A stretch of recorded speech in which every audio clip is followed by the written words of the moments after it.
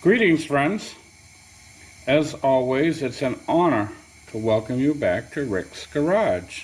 Today I have a very brief video for you. It's a follow-up video for one that I posted about a week or so ago.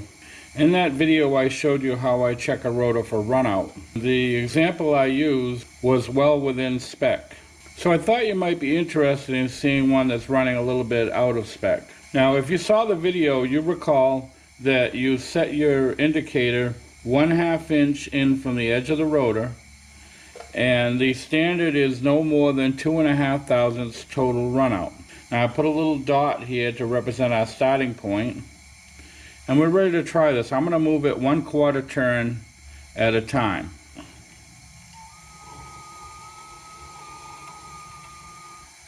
Okay, this is the first quarter turn. We're showing we're out maybe about 3 thousandths, so it's a little bit out of spec already. Now we're going to go halfway around.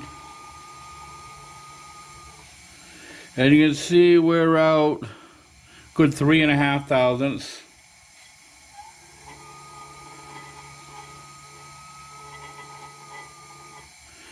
And now we're returning back to 0, and we'll bring it back to our starting point. And you can see we're right on 0.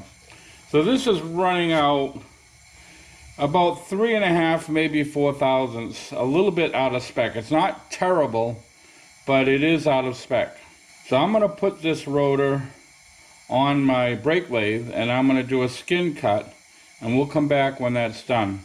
Okay, friends, as you can see, the rotor came out quite nicely, a nice smooth finish. I took all the precautions to avoid chatter marks. I have a weighted belt. I set the silencers. And a lot of people don't know this, but when you want to avoid chatter marks, you want to make the finish cut work a little harder.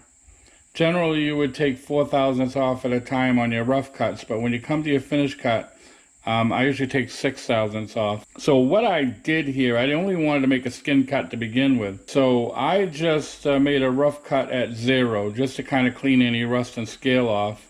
And then I made one finish cut, taking off a full 6 thousandths on each side. So I took off a grand total of 12 thousandths, and the rotor is well within spec. So I'm going to do a couple of things to this, and we'll get ready to try it out.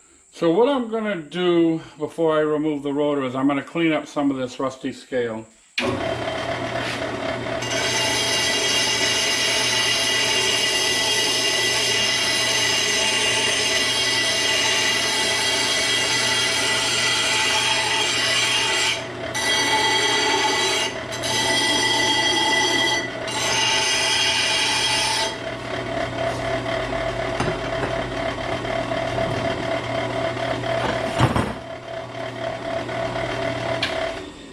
So now I'm going to go over the surface with a couple of sanding blocks just to break up the machining pattern.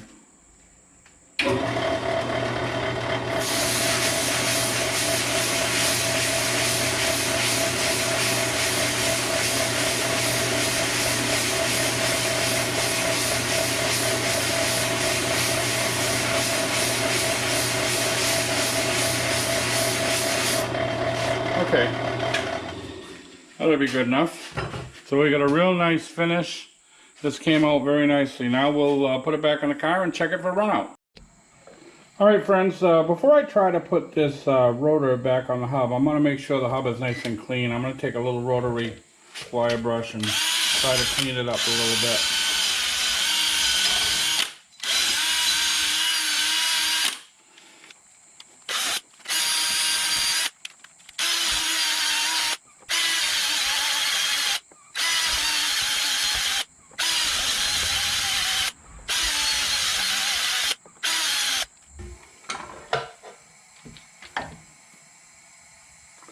Alright, I've got this special tool used for cleaning around the stud.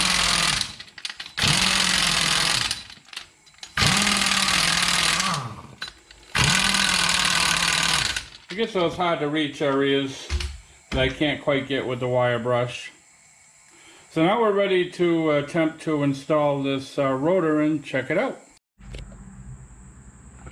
Okay friends, I'm ready to test this rotor. I've secured it with all 5 lug nuts with these thick washers to hold it in place. By my eye, I'm on 0 if I'm on the same angle as my camera. As you recall, the indicator has to be 1/2 inch in from the edge, and I've got a little dot indicating where our starting point is. So I'm ready to turn this. I'm going to turn it 1/4 turn. Okay, it looks like we're still pretty much on 0. Now I'm going to go halfway around. And looks like we're still pretty close to 0. I'm going to go 3/4 of the way around. Looks like we might be off by 1/2 thousandths. And I'm going to come back to our starting point. And we're back on 0. So this rotor, after turning it on my lathe, is within 1/2 thousandths total run out. I guess my old lathe is still pretty good. Friends, as you recall, when we first tested this rotor, it was out by about 3.5 thousandths, maybe approaching 4 thousandths at worst. Really only a little bit out of spec. Probably not enough to warrant replacing the rotor or turning the rotor. I doubt being 1.5 to 2 thousandths out of spec that you would notice any sort of pulsation. However, if I encountered a rotor, say 5, 6, 7, maybe even 10 thousandths run out, definitely you would notice a pulsation as you stepped on the brakes. So that's all I've got. I want to thank you once again for watching Rick's Garage. Before I go, I will post 2 videos to your left. Now in this video, I turned the rotor. I did not show that. The reason I did not show that is because I have a video I had posted previously on how to turn a rotor on a lathe. So I will link that one at the end of this one to your left.